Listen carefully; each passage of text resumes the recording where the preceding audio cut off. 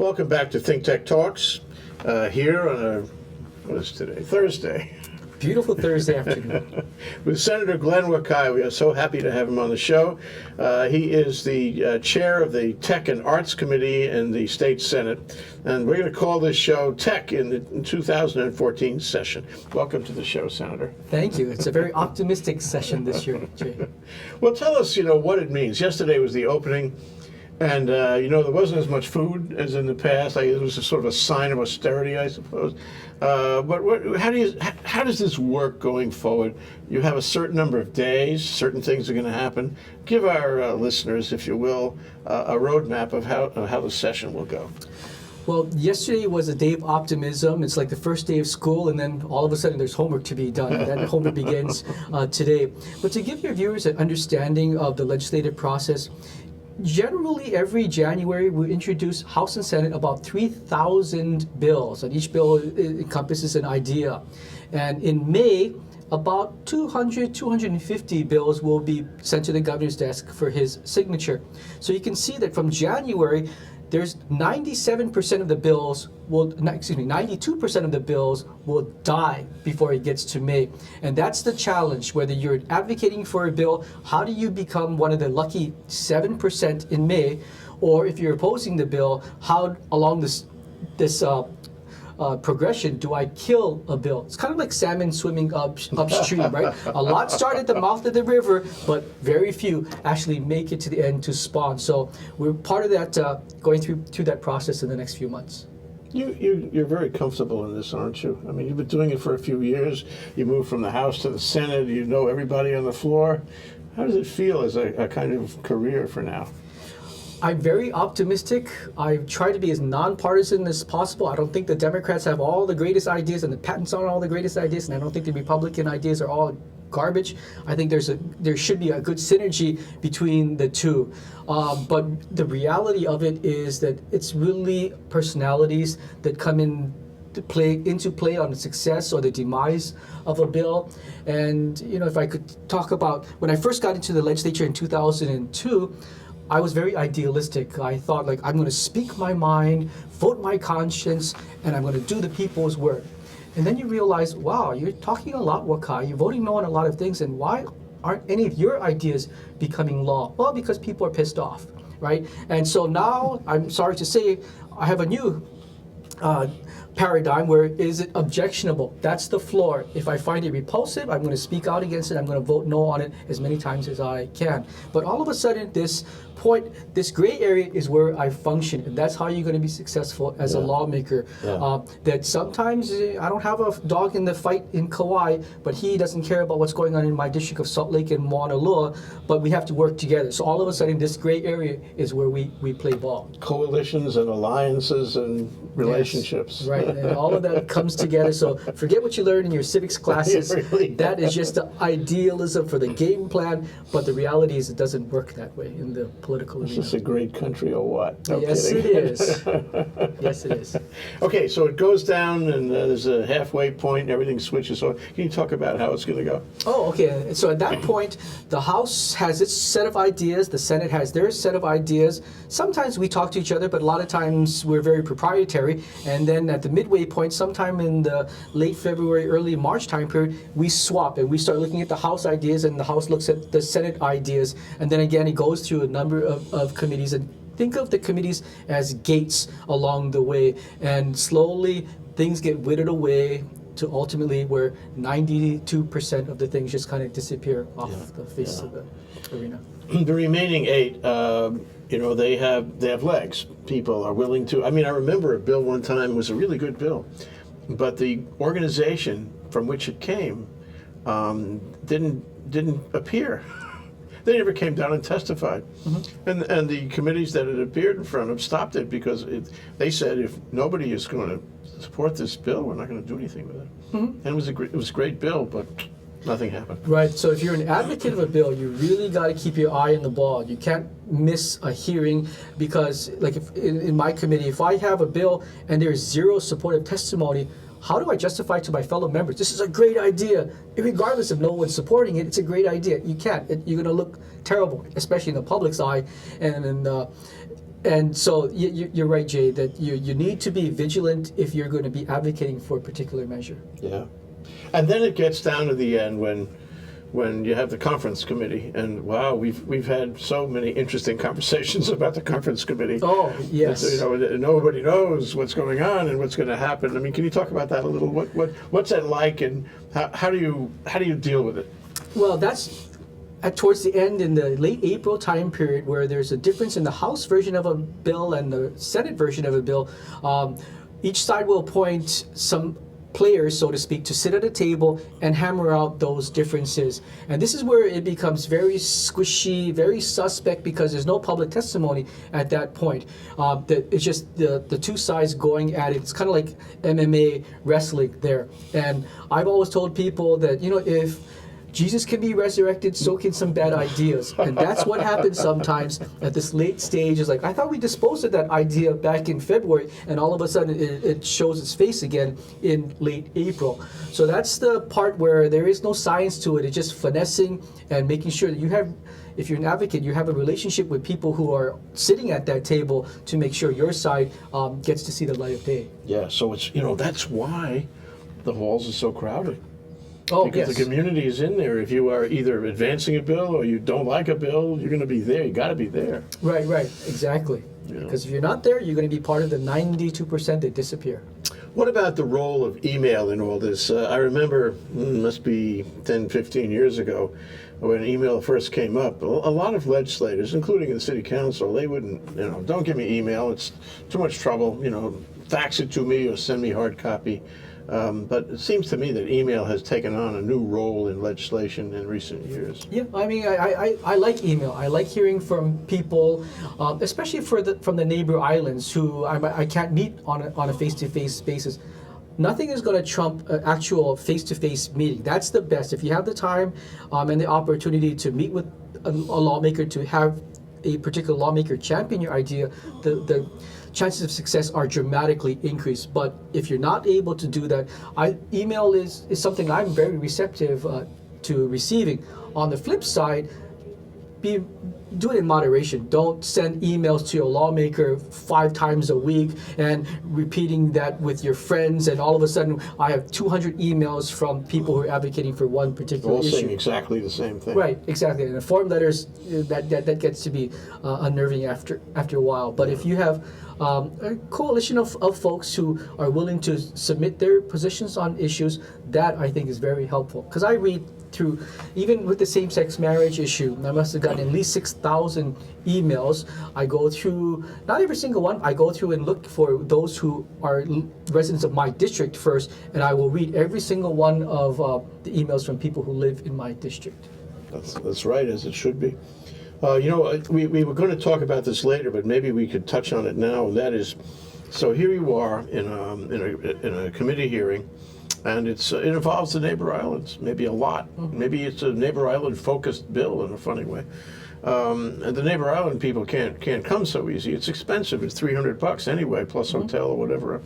So what about the possibility in the years to come? I know you can't do it now. Maybe you can, but of having the video conferencing where they can talk to you in public on a video conferencing setup.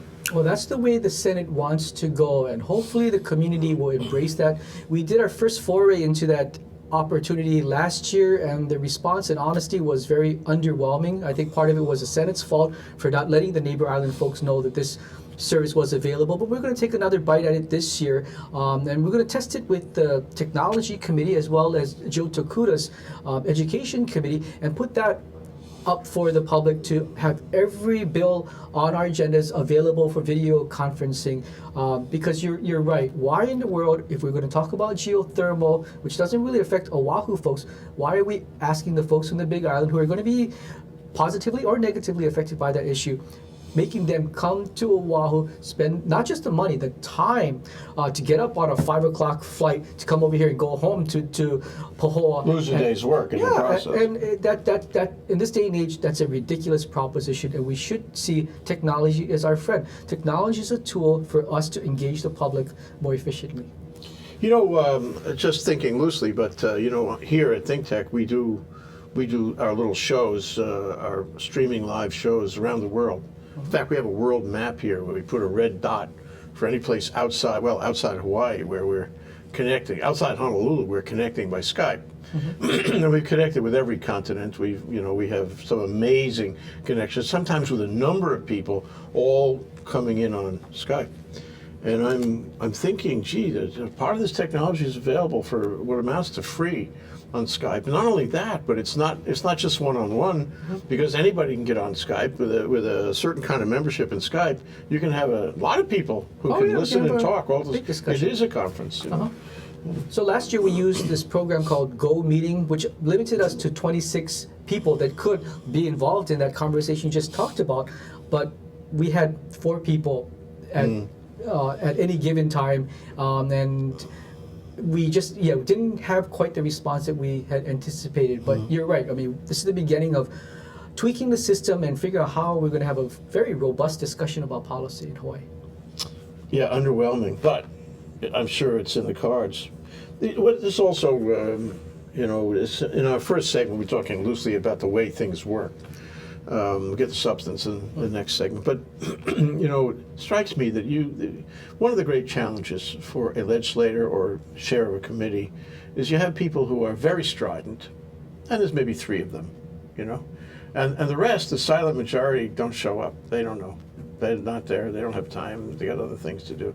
So you're beset with very strident, aggressive statements, expletive not deleted.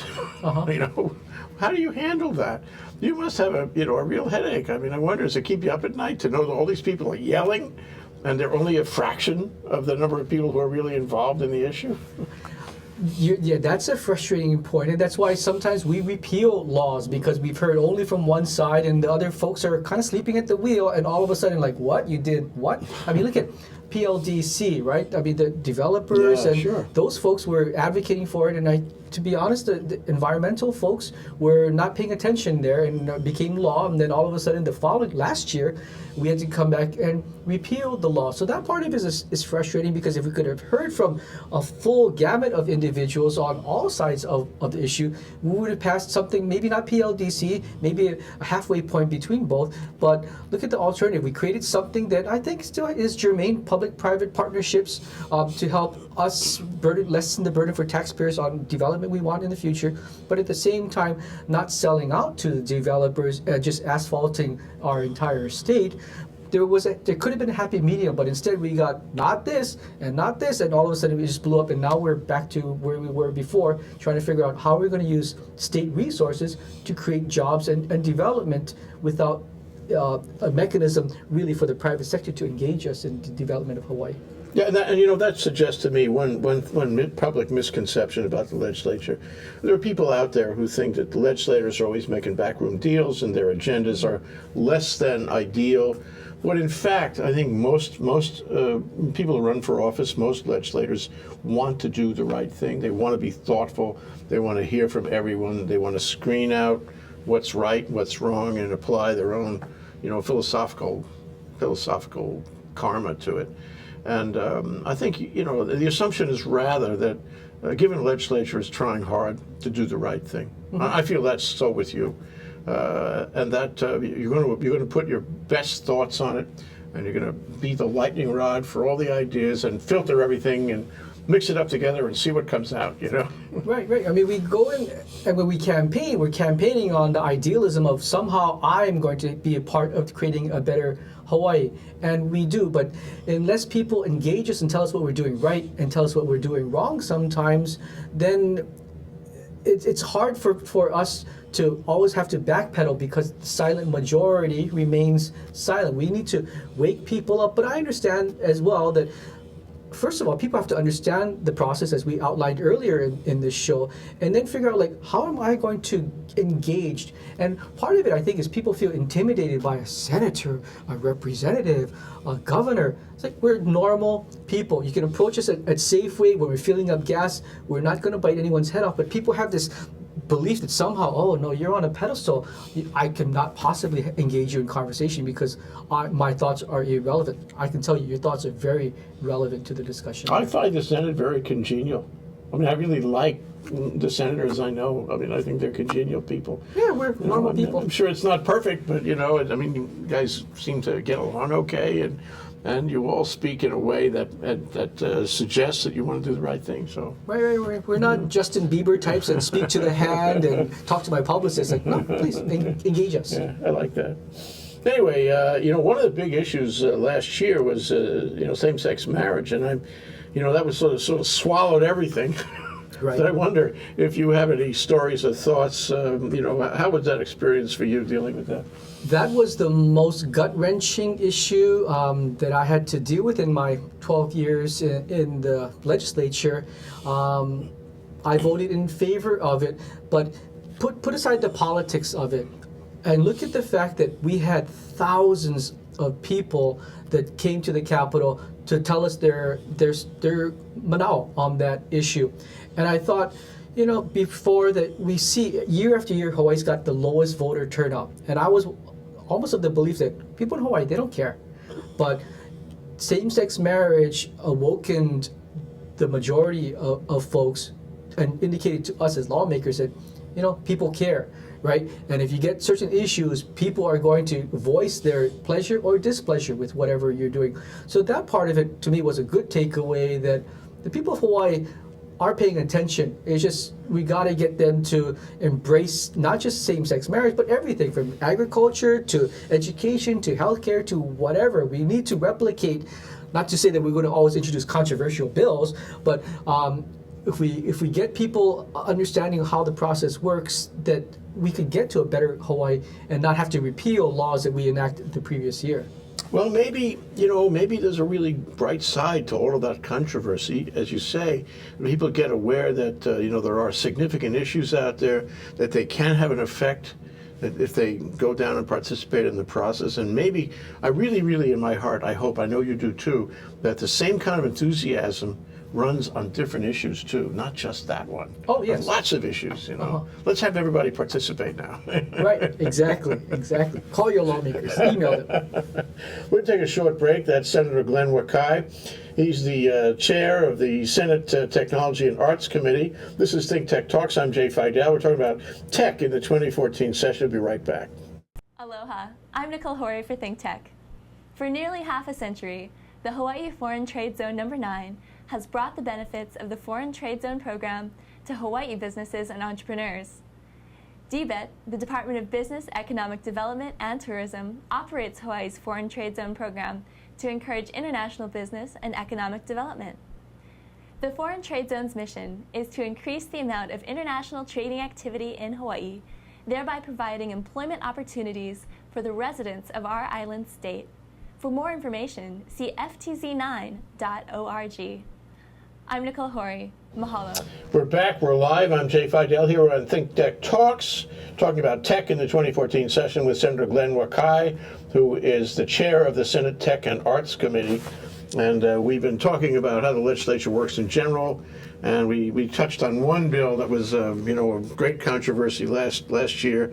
That is the same-sex marriage bill. But there were other significant things that happened. After all, we are in a transformation in our state in many ways. This is the 21st century, which demands action on so many things. So can you give us a précis of how things went last year in your committee?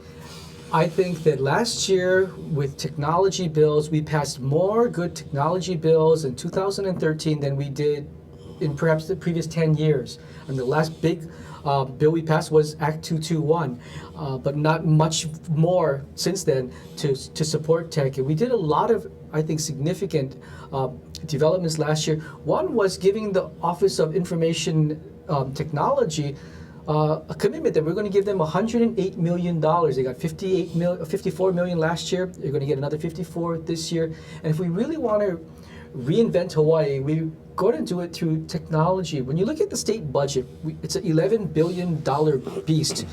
70% of that is related to payroll, salaries, benefits, all of that. So really, if you only have 30% of that figure to play with, and unless you're going to cut departments, that's very hard to make for a better Hawaii.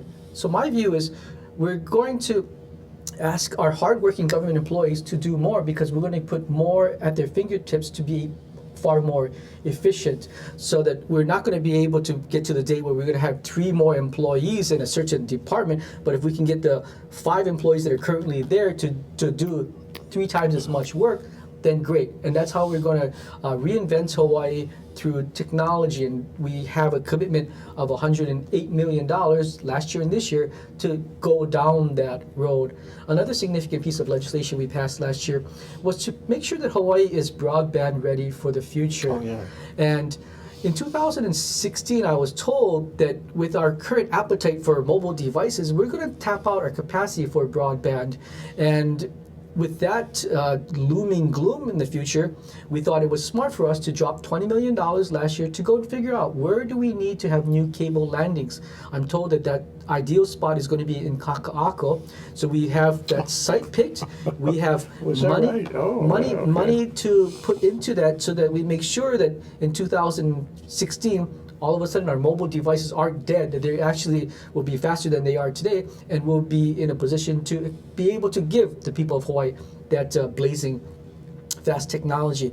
And another exciting bill we passed last year was the High Growth Initiative. And as I was mentioning, the last time we really helped the technology industry was in 2002, I believe, with Act 221, but that really only helped a certain group of tech companies on their life cycle moving towards IPO. That didn't help with creating the entire ecosystem. And I think with the High Growth Initiative, you're seeing a much more strategic look at the beginnings of an idea and how are you going to take it to IPO and hit it out of the park. And we had initially thought we were going to give them $10 million, but Carl Fuchs was given $6 million, and hopefully he'll get another $6 million this year, but really to help come up with a game plan as to how we're going to create success stories in the technology industry, something that we've never committed to in the past. And also going back to creating a better Hawaii and a better government, open data was another big bill that we passed. Bert Lum's bill. Oh, Bert Lum, yes. Yeah. And that was a grassroots groundswell of support, and it goes to what we were talking about in the previous segment, where we're finally seeing the grassroots engaged in government, because that was really a product of like minds who had really no political background, but came with the best of intentions, came to us, were heard by lawmakers, and we pushed through a good idea. Because really, if we're going to be able to come up with a better government, we have to be able to measure our successes or our shortcomings. And how are we going to measure things if there's not information? So open data is the beginnings of what we can do to measure our performance and ultimately make changes based on that. Yeah, and it's synergistic with the the renewal of the state computer system, with that 108 million. Yeah, the stars are finally all aligning for all of us here in Hawaii. Well, I think you touched on some really interesting issues around that, and that is that people sometimes in government they like to be in a bureaucratic protected silo. They don't want anybody to change it, the unions like that. And the problem is it's hard to introduce new technology into an environment like that. But the way you put it, I think it's really important, is that you take the same person and instead of terminating that job, you make that job do 3 times more work using the technology, because technology changes everything. It's like you go into a business, any business, and say, we're going to rewrite your website. Something so simple like that, and then you wind up changing all the systems in the company. So if you go into the state and you say, we're going to change your computer systems from the way it was, 20, 30 years ago, you're really changing the way the state works. It's everything. It's all connected. Right. So that's what's going to happen here. Right. And departments can talk to each other instead of, my computer system doesn't talk to yours, therefore let's trade papers. Forget that. We should be trading electronic documents quickly and smoothly across lines. I mean, the fact that the tax department was on a different computer system than DBID, to me, I find, and DCCA, I find unconscionable, right? DCCA, and if you're going to register a business, should be able to find out, did you pay your taxes last year, Jay? You didn't? Well, you need to pay that before we're going to re-register you for your 2004 business license. None of that discussion goes on because we have computer systems that don't talk to each other. This is going to finally be able to streamline a lot of our government services. Yeah. It'll be a better time. The government will work better, and the interaction between the public and the government will be better. So, do you have any idea? Is this is 108 million? Sounds like it's not the end. It's probably the beginning or the middle, maybe. Oh, there's a long way lot to more. go to make to catch it all. It's a lot of work to be done. Right. To give you an example, I think if I recall correctly, we spend a little over 1% of our state budget on technology. And in more advanced states, shall I say, the Utahs and Michigans are good models for us to replicate. They're on the order of 4% of their state budget is poured into technology upgrades, right? It's not just a one-time buy, right? With viruses and things happen and we need to maintain our systems. But the fact that we have just a little over 1% of our budget devoted to technology and maintenance is we need to change that, and we need to really invest in technology. The state budget is something, over 10, 11 $11 billion. 11 billion. Let me just do the math. We're talking about 250 million. Right. So we can be and should be doing a lot more than just dropping $54 million. We'll get there in the future, but that's a struggle in the legislative process. Is there's so many other needs, right? There's healthcare. We got to pay for the kids' education. We got to improve our roads, and so many other pressing needs are biting at the apple. But we have to kind of hunker down and figure out strategically where's our best investments in the future. You're the man. Well, I don't know about the man, but I'm certainly You're the chair of that committee. So for technology. What is it like to be the chair of the tech committee with all this stuff happening? It's fun, and I'm kind of an intellectual sponge. I like to know about everything that's out there, and you get a master's degree in everything when you're at the legislature. I really enjoy it. And you get pushed and pulled this way and that way, and I've got thick skin, so I can accept people who don't see an agreement with me and may say some disparaging things about me, but that's okay, because I knew what I was getting into, right? Comes with the job. I wasn't joining the Girl Scouts here. We're in there to do some good work, and I really enjoy the process. Okay, what else was there of consequence? We probably covered it all Well, for last year. What I wanted to just kind of touch on, which is kind of a neat program, we put a little bit of funding into it, but we looked at the libraries and wondered, how are they going to be relevant in the future? In this electronic age, how are we going to get people to go to libraries? So we're trying to begin to change that, and we put a little money into a mobile netbook loan program at Hawaii's libraries. So we started this in December of this, just a month ago, with 37 libraries statewide, and we're given 260 netbooks to give out to our residents and neighbors. And it comes with the 3G mobile service, so that we talk about technology, we see the future, but we can't forget the people who are not quite as tech savvy as the rest of us. Maybe our grandparents or people who are on the lower socioeconomic scale who don't have access to these latest gizmos, but we're, as a state, going through the libraries, going to put these devices into the hands of people who might not otherwise be able to go to the Apple Store or the Microsoft Store to buy the latest technology. So we're making sure that we're not leaving everyone behind, that if you have the inclination to be technology savvy, we're not going to let the cost of technology be an impediment for you joining us on the future of Hawaii. So we're hoping to expand this program because the response has been pretty good. You can go to the library, check out a netbook like you would a regular Like a tablet. book. We didn't want tablets because we thought that tablets might kind of disappear. Okay. Okay. Netbooks. Okay. All right. And you can have it for 3 weeks and dabble around and do things that most of the rest of us are doing. It's a great equalizer thing. I think that's very important. You get some schools now, they conduct all their courses on machines like that. Right. And everyone should have access to them. Exactly. Yeah. Sure. Okay, well, I want to take a short break again. When we come back, I'd like to talk with you about what's going to happen this year. What do you see coming your way? What kind of bills are pending or will be pending that you'll have to deal with, that you relish dealing with in the Tech Committee? Love them all. That's Senator Glenn Wakai, Senator in the Hawaii State Senate and Chair of the Tech and Arts Committee. This is Think Tech Talks. I'm Jay Fidell. I'm talking about tech in the 2014 session. We'll be right back after this break.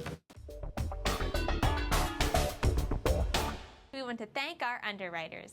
Hawaiian Electric Company and its affiliates Maui Electric on Maui and Hawaii Electric Light Company on Hawaii Island are deeply committed to the communities they serve. Galen Ho is a Senior Executive of BAE Systems. a global defense, security, and aerospace company. The High-Tech Development Corporation, the state's leading technology agency, attached to the Department of Business, Economic Development, and Tourism. Castle and Cook Hawaii, with a time-honored legacy that spans more than 160 years and revolves around its mission of investing in Hawaii, creating communities, and providing for the needs of our state.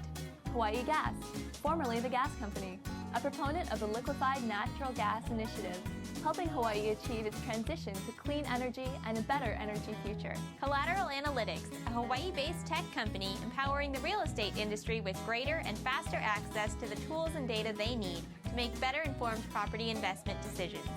I'm Nicole Horry. Thanks so much for joining us on Think Tech. I'm Maria Kashem. See you next time. We're back. We're live. We're at Think Tech Talks here on a given Thursday, talking about tech in the 2014 session. And we have the honor of Senator Glenn Wakai joining us. He's the chair of the Tech and Arts Committee, which is a very important committee to Think Tech. No kidding. Yes, indeed. And it's actually my honor to be here with you, Jay. So, let's take a moment and just talk about your TV background, because you're so comfortable on screen. And to have you here is even more of a treat because of your TV background. I spent 11 years in the news business and I loved it. It was spontaneous. You learned about issues. You met some really interesting folks. But after 11 years of doing that, I realized that as a journalist, and this is not a knock on reporters, but as a journalist, you're a spectator. You're always talking about what other people are doing. And we know that when you watch the news, probably 80% of it is negative. So you're really telling people about how junk their community is. Someone got busted for fraud, someone selling drugs, a house burnt down. Like, oh my goodness, I got tired, and I'm a very positive person. I got tired of telling people how junk Hawaii was and not being able to do anything about it because it's up to some other decision maker to change the complexion of our state. So then I decided in 2002 there was an open seat in my area. I'm going to stop griping and start doing. So made that transition. And I always tell people that I think the best foundation for a life in lawmaking is a life in the news business, because the analogy of a news reporter is you're a mile wide and an inch thick. And I see that in my legislative capacity, I have to be a mile wide and about 10 feet deep. No longer is it just, the Department of Education is cutting the budget by $20 million. Okay, next story, right? That $20 million means how many full-time employees? What are their associated benefits? How is this going to affect student achievement, right? I got to think through all of these things in my new legislative role, but in my TV role, it's like, all right, next story, and I have only a minute and a half to tell you everything there is about the details of the retirement system. There's no way you can justify the significance of issues in the news business. And so I was looking for something more substantive, and lo and behold, I found my place. I think you did. Well, it's a perfect training, but then now you fully understand about the 10 feet deep thing. Right, Everything exactly. is connected to everything else. And as a journalist, you know that there's more than two sides of a story. There can be 25 sides to a story. So you tend to be fair about issues and be able to distill a large volume of information relatively quick and spit it out to your viewing public in a discernible manner, because not everyone understands the jargon of finance, the legal jargon. Sometimes we just have to dumb down the message so we can tell our constituents, this is how this bill is going to affect your life. The other side of that, though, I think it's really valuable to have journalistic experience. It's like going to law school, right? It's got value to it. Mm-hmm. And being familiar with the ways things work in the press, I think it must be very helpful for you to understand how the press is covering what you're doing and how to, respond and not respond when the press comes around, or the press, takes some issue and makes it into scrambled eggs. Mm-hmm. And, you have a level of sophistication by virtue of your experience. Right, and you know what's going to trigger interest from the media or not. I mean, for example, although we talked about some great bills we passed last year, I would venture to say one of the smallest bills that got the most media attention last year was the Steven Tyler paparazzi bill, right? The media loved that. It was on Entertainment Tonight, TMZ. Does it affect you and I? No. It affects maybe 3 people that live in the state on a holiday basis, but the media loves that kind of stuff. They're not going to begin to talk about how bonds are floated on the open market and what that means if we get a lower bond rating or higher bond rating and how that affects our tax base. the media's never going to get into an issue like that. Steven Tyler and paparazzis, now that's sexy. And so sometimes the public gets a very skewed view of what goes on in the state capitol. And you have to put that in perspective. You have to see that it's skewed and know that it's not really mainstream. Sorry. Yep, no. But that's the way of the world, right? People more interested in what Justin Bieber is doing in Beverly Hills than what you and I and many who are supportive of the tech industry are doing to create good paying jobs for our neighbors. Yeah. Okay, what about this year? What do you see coming? There's all kinds of talk about all kinds of things. Let's talk first about MIC, one of my favorite subjects. MIC, going back to the university, there was something recently out of the letter, or maybe an opinion op-ed piece about how maybe it wouldn't. Maybe that at the last minute it would be saved in the legislature. At the same time, it's clear that HCDA is making room for HTDC in its new building down in Kaka'ako, and that's a $22 million price tag, and it could be a solution. Thoughts? What's happening? I have been long disappointed with the inability of the University of Hawaii to work with MIC, the Manoa Innovation Center, backed by the Manoa Shopping Center. And I've, in the past, introduced bills that were going to extend the lease, and actually 2 years ago, transfer the title from the University of Hawaii to HTDC, both of which never went anywhere. But what troubles me is... Well, thank you for doing that, though. Well, it's the right thing to do, but what troubles me is, if the University of Hawaii had a better idea on how to utilize that facility, great, I can embrace that. But absent that, all the response was that we need that space back for something. Office space. That's the last I heard, office space. I mean, that is not a better utilization of that property. And so it always troubled me how UH was just about mine, give me back what's mine, rather than let's do what's good for the people of Hawaii.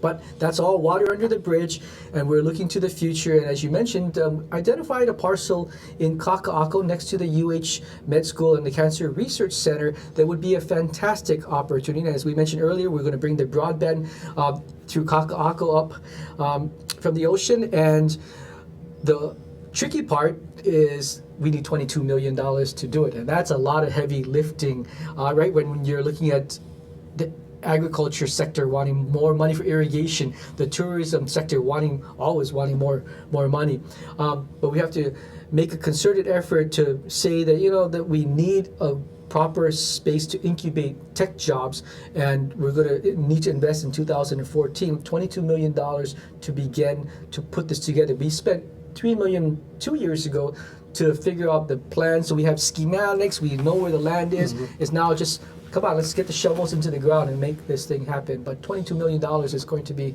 a difficult ask for us to fund. So, if you believe in MIC, if you think it's a good idea to focus this iconic in Kaka'ako, where all the millennials are going these days, high rises and millennials at the same time, it's the new city center. If you believe that MIC should be down there, then you should be sending email to Glenn's committee and more importantly on the money committee. So on the House, that's the finance committee, and on the Senate, that's the ways and means committee. But they're the ultimate decision makers as to whether the $22 million is part of our budget this year or not.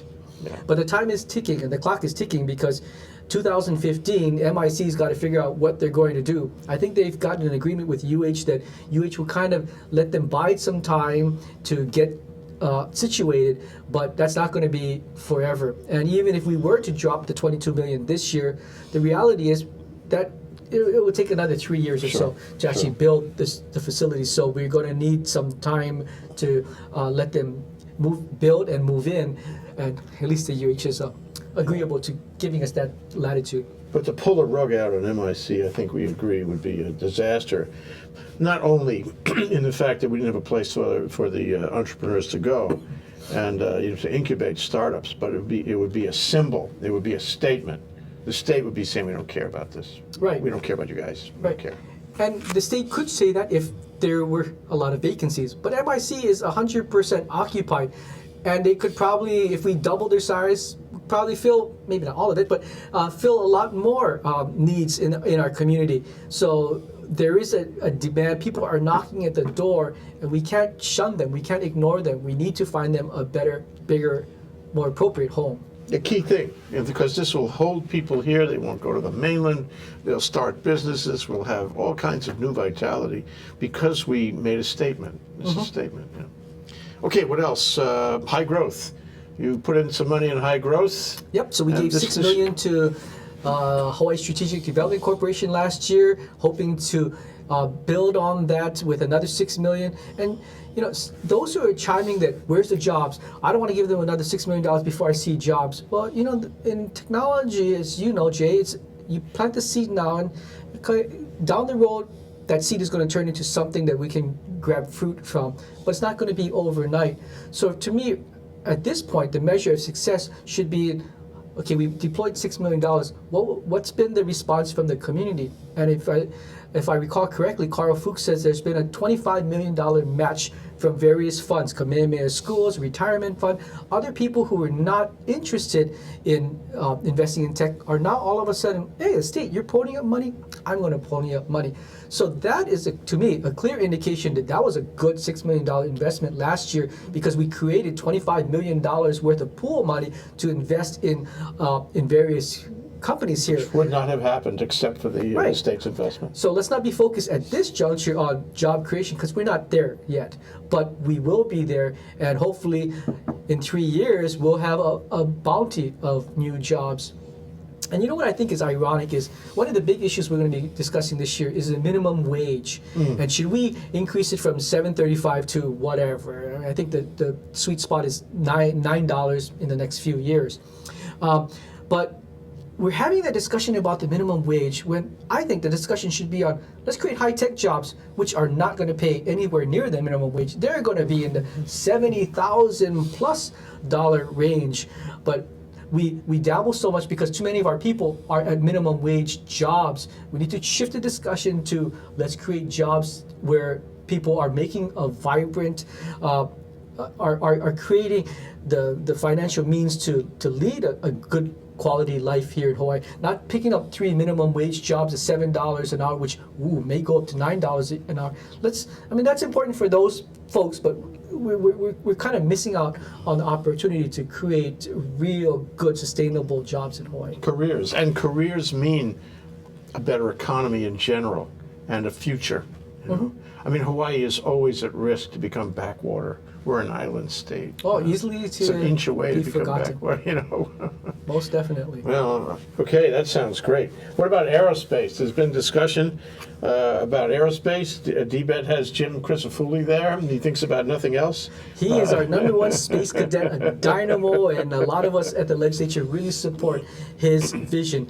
And to his credit, as a sole space cadet for the state of Hawaii, he's partnered Hawaii with Alaska and Oregon to create a coalition of states that really are going to try to push, and a lot of aerospace is federal, right? Because the airspace above us, the feds, not us, but really creating good connections with other locales to provide for a much more robust aerospace industry. We're talking everything from drones to space tourism to better utilization of the Big Island, Pohakaloa area as perhaps a NASA test site, since it's very lunar-like.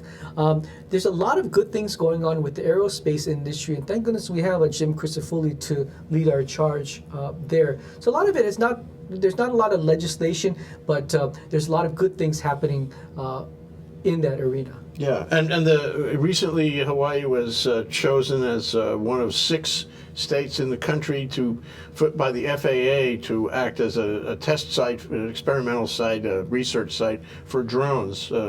That is civilian drones, not military drones. And there are so many possibilities. We've had a couple of shows about that. So many possibilities for drones, but more than that, there are possibilities for jobs, for technology, to build them here. We have a great tech possibility that we could become famous about drones. Yeah, but drones, I think, have a great opportunity. The only caveat that we're trying to be cautious about at the legislature this year is to make sure that the drones are not impacting your privacy, that they're not hovering over Jay Fidell's backyard and we're seeing what you're doing on weekends and after work. So that's our only caution to the great possibilities of drones, is making sure that they're not going to be used in mischievous ways to take away people's privacy. No, I think that's a legitimate concern. And I'll add that this morning I got an email, talking about a drone and camera setup that cost less than $500. I mean, really sophisticated stuff that did an automatic figure eight over a certain area all by itself, and then came back to where it started and gave you pictures of that figure eight. Drones are about information. That's what drones are about. And so you could have, and drones also are about civilians. Everybody and anybody can go spend $500 and have the information a drone can gather. Well, that could be pretty invasive, Oh, yeah. Probably will require legislation, Get a go to Radio Shack, get a remote control helicopter, put a GoPro camera on there, and I'm seeing what you're doing on weekends. That's not what we want to see happen in our community. Well, the other thing is, we talked briefly about this before, is that there's a bill, I expect a bill about covenants not to compete in the tech industry, to say that those covenants would not be enforceable when they, prevent a tech employee from crossing the street working for somebody else. And covenants not to compete are legal now in Hawaii within reasonable bounds. I forget exactly whether, it's case law that establishes these bounds. But there's a number of people in the tech industry would like to see covenants not to compete made unenforceable for tech employees. And the reason is that it is a softer, warmer, more inviting environment for tech employees. Instead of sending them away when they're barred from working across the street, we would bring them in.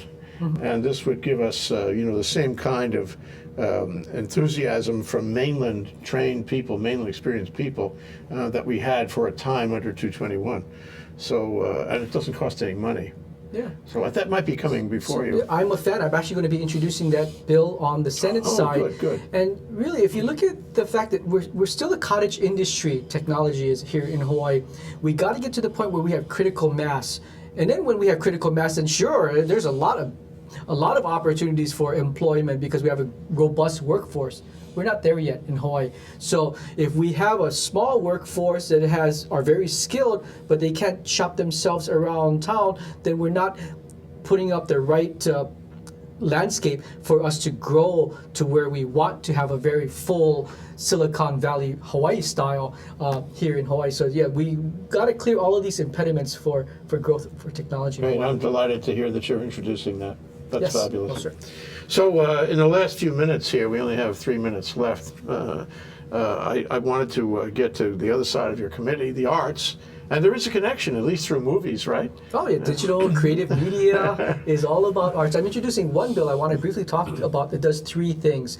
One, the State Art Museum, best kept secret in Hawaii. Shouldn't be. It should be a shining example of what's good about art and culture in Hawaii. And I'm working with the staff there to potentially privatize operations of the State Art Museum, and they were okay with that. Second issue that I'd like to touch on is we have $4.2 million in the state special art fund, and this is from the 1% of the arts. Every CIP construction project the government does, 1% has to go into this fund to purchase art. And right now it's only for visual arts. I think that if we're going to promote art and culture, we should include the performing arts, the thespians, the musicians, the hula dancers. So we're going to try and open this thing up. That's a great idea, To allow wonderful idea. for others to tap into this $4.2 million. And the third issue I would like to try to change is we have about 7,000 pieces of art in the state art collection. A third of them are sitting in storage at the State Art Museum. And I'm trying to push the folks there to get that stuff out. It's art in public places. It's not art in storage. So until we get these pieces of art, this is owned by you and I. These are state treasures. It shouldn't be in a air-conditioned vault. Until we get more of those out, then we're not going to buy any more art. It should be almost where it's a good incentive. We should buy art because we need it, not because we have money available to just haphazardly buy art. Yeah. I want to keep the art robust, but it's really got to make sense, and we really need to be accountable to the public and showcase all that we're buying well, not all, but as much as we can that we're using with their monies. And presumably, the more we show the art, the more the public will learn about it, the more they know about it, the more they'll enjoy it, and all boats are raised, you know, and everyone Yes. has a better life because a great state requires great art. Am I right? Right, and that's exactly what makes Hawaii so different from Montana or Florida, right? Is the vibrancy of our culture, and we really need to do a better job in showcasing that. And film, you know, I heard it recently said that film is the new literature. And indeed, you know, we spend a lot more time with film, all kinds of film, good film, bad film, everything, than we do reading books, and especially reading books that we would consider, quote, literature. Film is the new literature, though. Right, and you look at the way that this generation is getting information. They don't want to read documents. They don't want to go through paper. They want to just see the video on how to fix my iPhone. And one thing I think that America still has going for it is its creative ability to message through video. You might make this pen in China a lot cheaper than you can in America, but the Chinese, I shouldn't pick on any particular country, but the foreign countries don't know how to create stories and messages as good as Americans can through video. And so that's where I think we need to invest in that arena before all the other guys catch up to us and leapfrog over us and tell stories better than we do. So we really, I'm a big fan of media and the stories that can be told through video. Sure, you know, when The Descendants came out, which is a successful international film, it was a story of Hawaii. And it made me think that, hey, that's one story, but there are thousands more that are equally interesting, and we have all that, and we know what it is, and all we have to do is deliver it to the world. That's an easy job if you care to do that. So. Right, and you look at Sea Rider production in Waianae and what great people they're churning out, and we need to provide them an avenue to turn that school project into a lifelong passion and career option for them. Yeah, thank you. A lot of good things happen. Yeah, so we got to check back with you. The session's only beginning yesterday, so lots more to come. I hope you come back again and do it again. Hopefully I'll still be smiling when we talk again. Senator Glenn Wakai of the Hawaii State Senate, chair of the Tech and Arts Committee. We've discussed both ends of that today here on Think Tech Talks, Tech in the 2014 session. Thank you so much, Senator. Thanks for having me. Appreciate you. Aloha. Aloha.